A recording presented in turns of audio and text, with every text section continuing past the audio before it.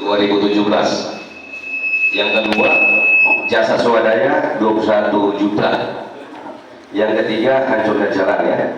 Nah ini sebelum, karena pengurangan cukup panjang. Yang pertama saya jawab dari nomor 2, yaitu jasa palang, jasa swadaya 21 juta. Itu per 5 orang Pak, per 5 orang. Jadi ketua jasanya 5 juta per bulan, per anggota itu 4 juta per bulan. Itu kerja 24 jam Pak, selama 30 hari. Ketika kita bagikan itu sistemnya, itu hanya 129.000 per 12 jam. Per 12 jam Pak. Undang-undang ketenagakerjaan kita seperti apa? Kalau begitu secara umur sebenarnya ini sudah tidak memadai Pak. Karena kita kerja per 12 jam, bukan per 8 jam Pak. Jadi mohon dipahami secara baik. Jadi kita jangan menjelaskan secara global. Mari kita definisikan dulu sistemnya. Coba kita lihat Pak, per 129.000 per 30 hari. Benar tidak ya? Ini saya kembalikan kepada para pengusaha, juga perlu pemerintahan yang ada saat ini. Bagaimana jelasnya jawaban yang bisa kami sampaikan mengenai hal yang kedua tadi, mengenai daripada 21 juta jasa palang. Terima kasih. Yang kedua, hancurnya jalan. Yang ketiga ini Pak ya, hancurnya jalan. Kalau yang pertama nanti kita uraikan secara gamblang. Mengenai hancurnya jalan Pak, saya rasa kita yang ada di Indonesia ini paham bahwasanya per bulan Oktober sampai dengan Januari itu adalah ekstrim musim hujan. Jangan Pak, di kampung kita yang jalannya masih jalan putih, aspal saja, puncolan saja Bu, berbentuk. Nah, di sini kita jangan hanya melihat, tetapi harus kita mendalami sebenarnya. Kenapa bisa itu terjadi seperti itu? Dan swadaya itu Pak, tidak seperti program pemerintah yang dananya sudah tersedia. Kita kolektif. Dan bagaimana bapak-bapak itu sebagai pelaku, kami hanya menjembatani saja. Kalaupun, dan kami merasa ketika ada kelemahan dan kekurangan, saya rasa secara manusia itu aja. Karena kita tidak mempunyai prediksi bakal seperti itu hancurnya jalan. Dan itu pun sudah kita lakukan secara bertahap. Tetapi memang karena kondisi alamnya, sehingga terjadi benturan-benturan. Itu yang dapat kita paparkan mengenai hal hancurnya jalan. Kalaupun kita sekalian belum dapat menerima, kami mohon maaf. Memang itulah kemampuan kami melakukannya. Dan yang pertama tadi, tolong Pak, tolong. Dari per Januari 2017, kalau di Pak saya tidak bisa paparkan lagi, yang ada data atau buku yang bisa kami bawa yang tersedia itu per bulan Oktober 2022 sampai dengan Januari 2023. Kalau mengenai sistem audit ini sebenarnya, ini Pak pengusaha sendiri yang dulunya itu menentukan per tanggal 10 kita tutup buku dan dihadiri sama-sama dengan Pak pengusaha. Di tahun pertama rajin Pak pengusaha datang, tapi di tahun kedua dan seterusnya dibiarkan. Kenapa sekarang ditutup? Dan setiap akhir bulan itu mayoritasnya setiap akhir bulan dan setiap tutup buku per bulan itu ada kita sampaikan berkas. Tetapi mungkin tidak semua yang kena, yang dapat. Ataupun mungkin ada dititipkan sama sumber, mungkin sumbernya tidak menyampaikan kepada pengusaha. Seperti itu Pak. Tapi untuk pemaparannya mulai tanggal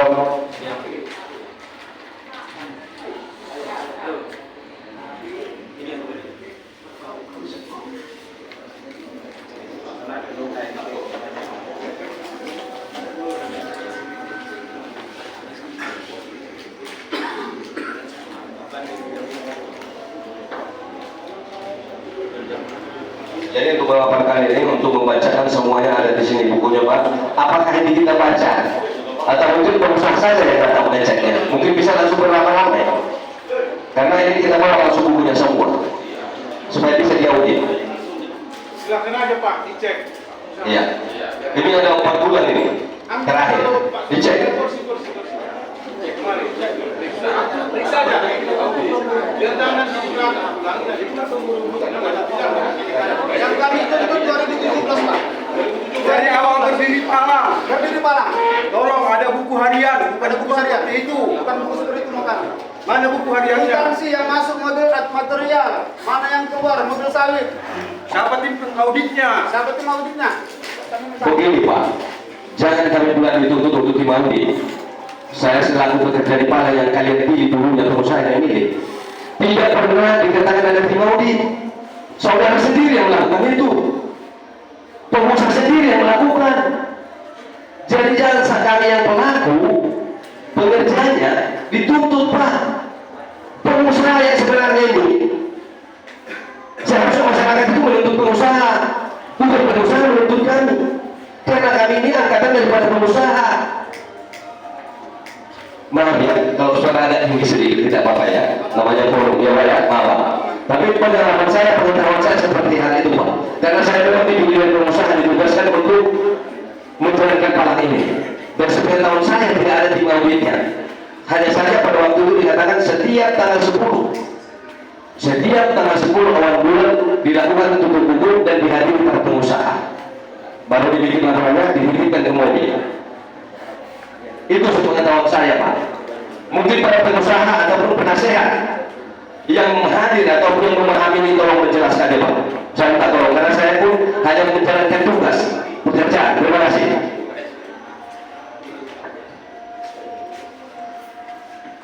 Baik, selamat siang menjelang selamat sore, selamat sejahtera buat kita semua. Untuk menanggapi daripada ada 3 item tadi yang disampaikan oleh rekan kita dari pengusaha, Samul, jadi perwakilan dari kawan-kawan semua. Kalau boleh saya mau menyampaikan, kita harus paham dulu. Kita harus betul-betul jujur pada diri sendiri dulu. Di 2017 ketika bermasalah swadaya yang ditangani oleh Bapak Nasar Sitorus, kita sepakat memindahkan swadaya ke Pasar 8 di tahun 2017.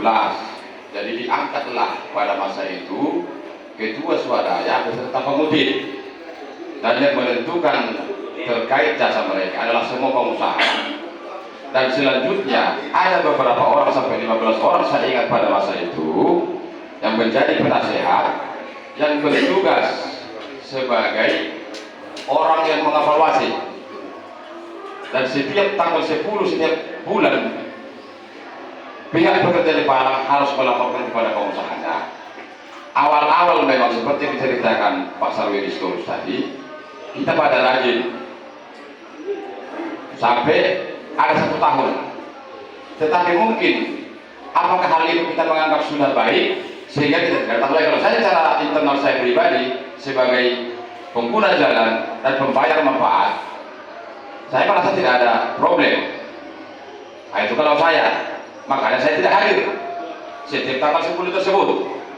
Kalau tidak silap saya, ada itu nama-nama itu kemarin yang penasihat-penasihat yang dilibatkan pada masa itu adalah pengusaha-pengusahanya. Sebentar Pak ya, saya buka dulu. Ada saya simpan. Jadi nanti menjawab ini kawan-kawan yang tertulis namanya, itu yang pada masa itu hadir dan tanda tangan. Jadi kalau pada masa itu ada nama saya ingat, makanya saya buat penyampaian seperti itu bapak-bapak, ibu-ibu. Nah ini dia susunan pengurus swadaya masyarakat Desa Sinumbulio, Desa Seitarolat, Desa Tanjung Haloban, Desa Selat Besar dan sekitarnya. Sebagai pelindung Sukri, Jul Rahmadi Tanjung, Andi Rahman, Edi Asari. Dewan Penasehat M. Singarimbun, NC, Fernando Siregar, Twin Sinaga, Irsal Nasution, James Sitorus, Josman Sinaga, Akmal, Asnan, Jondolal Mambun, Naga Basayu, Usuk Sitorus, Asagala, Sukemat, Disman, Lumban Tobik, Jali, M. Haris Sinaga, Basuki, Mawati. Ada 20 orang penasehat. Seharusnya kita sebagai penasehat yang 20 orang inilah yang bertanggung jawab kepada kawan-kawan pengusaha ini tadi. Kita lah yang bertanggung jawab kepada masyarakat kita. Kenapa kita lakukan pada masa itu kesepakatan Setiap tanggal 10 harus evaluasi. Kenapa kita tidak hadiri? Ini kawan-kawan yang goblok termasuk saya. Kita harus bertanggung jawab di sini. Kalau memang ada kritik-kritik yang tajam dari masyarakat kita dan sampai menimbulkan kerugian sampai 500 rupiah, bukan pekerja ini. Kita harus paham dulu. Jangan kita bekerjakan orang, akhirnya kita serah. Tidak boleh. Pada masa itu, Ketua Jurus Sinaga, Sekretaris Johannes Kota, Sarwedis Tos Bendahara, anggota Andika Sinaga sama Wahana Sabda, tanda tangan semua pada masa itu. Yang mau saya sampaikan, yang menjadi penanggung Dewan Penasihat itu tadi, itulah sebenarnya alur cerita yang kita bentuk pada saat 2017. Ketika ada evaluasi, kita yang bertanggung jawab. Apakah mereka layak kita pekerjakan untuk melakukan kutipan atau tidak, itu kembali kepada Dewan Penasihat yang 20 orang yang menjadi perwakilan daripada pengusaha. Jadi artinya kepada kawan-kawan, ini harus kita luruskan benar-benar. Kalau terjadi kesalahan karyawan, sementara ada aturan main yang kita buat, kita tidak sampai berlarut-larut. Ada apa dengan kita? Itu saya tanya, ada apa dengan kita? Ada apa denganmu? Seperti itu. Kalau saya mau bertekad dulu Pak, nanti bisa Bapak. Saya mau bertanggung jawabkan sebagai penasihat sama saya. Nanti Bapak bertanggung jawabkan juga. Pada masa itu saya sering hadir. Tetapi saya ingin berjalan dalam waktu saya tidak punya kesempatan lagi. Saya tidak hadir. Jadi apa yang menjadi putusan kawan-kawan, ya tetap saya harus ikut. Nah, itu kalau menurut orang yang tidak hadir. Bukan berarti kita tidak itu ada penyimpangan. Belum tentu juga. Jadi saya rasa untuk menyikapi musyawarah mufakat kita ini, makanya saya bilang tetap dari awal kita jernihkan dulu pemikiran kita. Kalau ada hal asumsi yang mau kita sampaikan, monggo sampaikan. Kalau dari kemarin kita bilang fokus ini kita itu kembali ke pengusahanya, kembali ke pengusahanya, bukan kembali ke mereka. Hitam putih dan putih persoalan ini adalah di pengusaha, bukan di pekerja. Itu atas dasar pendirian kita atau putih persoalan ini tadi, bukan di petaninya, tetapi pengusahanya. Jadi kawan-kawan yang sudah saya sebutkan tadi sampai 20 orang, kita harus bertanggung jawab. Itu penyampaian saya. Saya rasa untuk sementara Pak Camat sama Pak Kapolsek, Pak Dandik dan juga perwakilan dari Pak Kabak Kabupaten dan Bapak Kades serta kawan-kawan, mungkin itu dulu lah yang boleh saya sampaikan sebagai Dewan Penasehat yang diangkat tahun 2017. Artinya saya tidak mempersalahkan apa-apa. Yang mau saya sampaikan sesuai dengan kritis kalau kita pengusaha tadi dan juga Dewan Penasehat, ya beliau juga harus bertanggung jawab. Harus bertanggung jawab. Kenapa ada biar? Saya rasa demikian.